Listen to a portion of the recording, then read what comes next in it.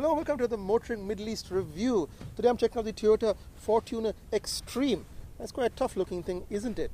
It's the most off-road version from the dealership that you can get off the Fortuner, which is already a pretty rugged 4x4, which is built in Thailand. Comes with a choice of engines, 2.7 litre or 4 litre V6, but the Xtreme only comes in the V6, which is about 235 horsepower. It's a single VVTi version of the 4 litre that's been around for ages. So should be pretty solid and reliable. The car itself has a bunch of modifications done by the local dealership Xtreme, and they're done by a secondary company called Arctic Trucks. You know them as the people that went to the Arctic Circle with, actually the North Pole, with Top Gear. And it's the same guy, actually one of the guys who works there was on that expedition. Now, what does Arctic do? Well, they put these Fender Flares at the side, these really nice black wheels, and they give a little bit of a lift, about 2 inches, I believe, from a car using a suspension from a company called Pedders. They're an Australian company. So quite a good looking thing. I think Arctic vehicles have always been good looking trucks. But can it cut the mustard in the soft stuff? Let's take a quick look and see. So what is a Fortuner Xtreme? Well, Arctic Trucks basically do the same conversion to every vehicle they send out. Lift kit, bigger wheels and tires, and fender flares to make everything fit together without any rubbing. So we've done a couple of these vehicles before, most note recently the Land Cruiser V8 Xtreme. And it's the same thing here. So first things first, this fender flare isn't some aftermarket, off-the-counter bushwhacker job. It's custom made out of fiberglass, and I imagine fiberglass, and affixed to the body. There is a bit of cutting, etc., but it is all done to proper standards, don't worry. Wheels and tires are these amazing Arctic branded. Hopefully you can see them. It's really dark. They're really black. They suck out all the light like a black hole. And these are custom offset, of course, for this application. Tire wheels are, I think they're Procom's Arctic branded, but I could be wrong. Anyway, they're quite good looking and they're very wide. They give a very nice meaty stance. Tires are KO2s because Xtreme is the dealer for KO2. Nothing wrong with that. These are 275/65 and they're really tough looking. If you look at the whole car, they give this amazing, aggressive, meaty stance to it. The Fortuner is no meek looking car. I think it's actually one of the best looking cars in the Toyota lineup, but taking it Xtreme makes it so much better. Otherwise, it's just the same GXR, VXR that you're used to. I'm not sure this is a full VXR, but it does seem to have all the kit and toys. And on the suspension front, you can check out right here. These are the Pedders Track Rider suspension. They give it about a 2-inch lift. They're a lot stiffer because they're built for Australian conditions, where apparently Australians carry their whole house with them on their backs. Let's see how it does with the Fortuner. Like I said, I'm not going to waste too much time here taking a look at the car because you already know what it is. You've seen it everywhere. You've probably been inside one. So let's just focus on the off-road bit and see how the Fortuner does. Now, I said I wouldn't take it on road, but I thought, hey, why not just show you what it's like on the road. The interior of this car is pretty much the same as a regular Fortuner. There's virtually no differences. I quite like it. I think it's probably one of the most stylish interiors. Clearly, those Thai guys know what they're doing. Feels pretty nice and pretty plush. This is all real leather. This is not real metal. Everything apart from the leather is not really real. So this is all plastic that looks like metal. This is brushed metal. Wood? No, it's not. It's more plastic. But it's fine. You're not spending that much. It's only 150 grand for this car. 4 litre, 6-speed auto. Let's see how it does. Feels very old school. You know, like a Hilux. Doesn't have that sort of damped feel. There's a bit of a rawness. You can feel the rear wheels spinning on these low grip KO2s. On road, you can leave it in normal mode. Power mode just changes the throttle response. Doesn't actually add any power, it just makes it feel like there is power. It's actually quite nice to drive on road. It's got kind of a loosey-goosey feel that I like. Stereo is excellent. It's better than the Camry that I just drove. So again, those Thai guys like their music. It's a little firm, but not unbearably so. Into the corner, pocket in. You can hear the tires squealing away. It's fun, if not the fastest way to get around a corner. But for a live axle car at the back, front's independent, it's fine.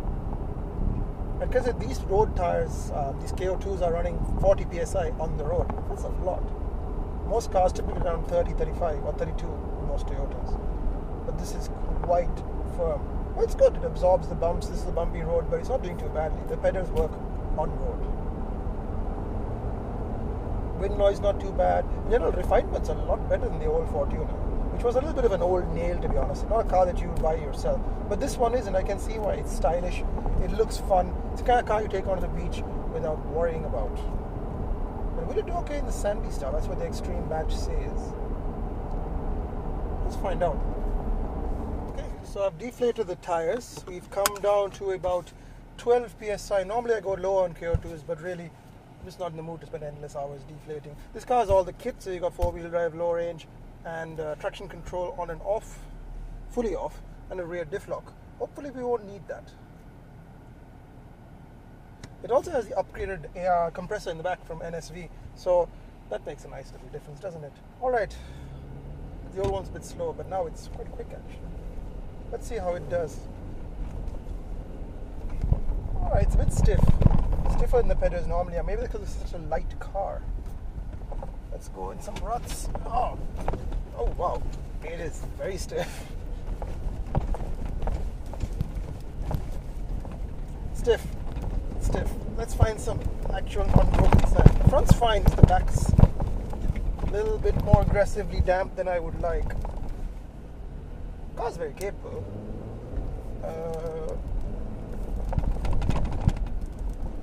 See, it's still a bit stiff. 6-speed auto, I'm just driving to drive normally.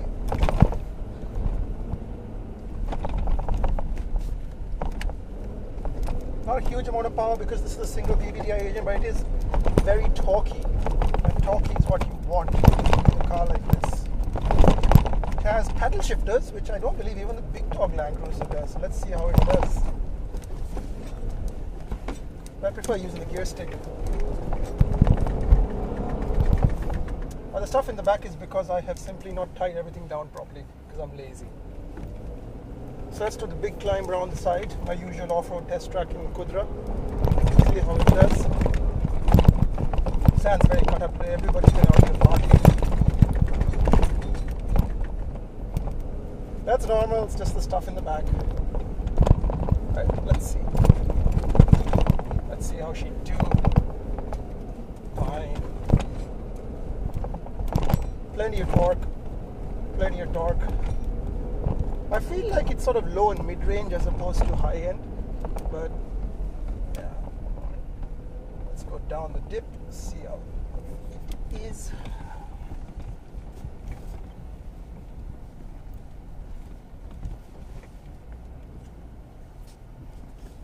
First gear, see what high range is like.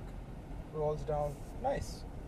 Sand's pretty soft today, so I'm having to use a bit more throttle than I would normally like. The car is pretty well balanced. It does feel a bit tall and narrow, which is what it is. So it's not like a Land Cruiser, which is very squat and has that really like solid planted stance about it. This one is a bit more like a bit of a bigger bump than I was expecting. Then again, I am side sloping. Let's not do that, we don't want to pop a tire off the rim. So it's fine. I think for the sort of driving that most people do, which is to the average beach or go out with their friends on a club drive or whatever, I think it's fine. Sorry, I had to stop, I had to go and tie all that stuff down. Turns out the entire toolkit had come loose. Don't be lazy, Imthishan. No rattles. There's a power mode. I find the power works better off-road, the power mode, because that makes it really sharp throttle response and I get all that lovely power. This is a very light car and you can feel the lightness in opposed to a Land Cruiser, and that's maybe why the suspension feels so stiff, because on the Land Cruiser it's fine. This is all normal, but it does feel a little bit more likely to get air in the regular Land Cruiser. It's fun, don't get me wrong, and it's not unstable. That is the back seat falling down. I'm not sure why it keeps doing that. But that's both seats down. It's incredible. It's a bit rough in the back. Clearly you can see.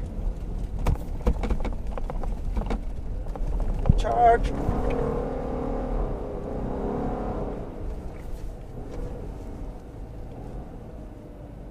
And my usual ridiculously silly descent.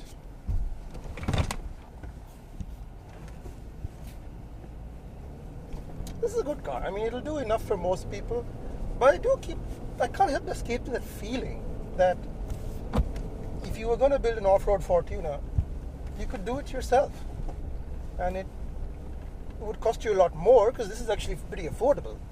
So I think that's kind of my summation here. It's certainly capable of doing everything that works. That just made up the climb really nice. It's certainly capable of doing everything that we can do out here. I've taken out in the desert, it was fine. But the ride's a bit stiff, and the tires are heavy and the wheels are heavy, and you can feel that sort of blunt hammer approach as opposed to the scalpel that a Fortuner should be. So really, that's my summation. I think for the people who want the look, and it's an amazing looking car, this is a good option. If you want a car that's pretty much can do everything you have out of the box and doesn't cost you that much, this is the option. If you want to go further and really fine-tune your ride and go in more customized options, there are other things out there. For those people, I recommend the regular Fortuner, which is a very good vehicle. It's a tough one. The Xtreme is enough for most people, but I like to do things my own way, so I'd probably still recommend the regular car. Having said that, hope you've enjoyed this. It's been Motoring Middle East. I'm Imthishan. Don't forget to like, comment, share, subscribe, and other social media things. Till the next time, see you.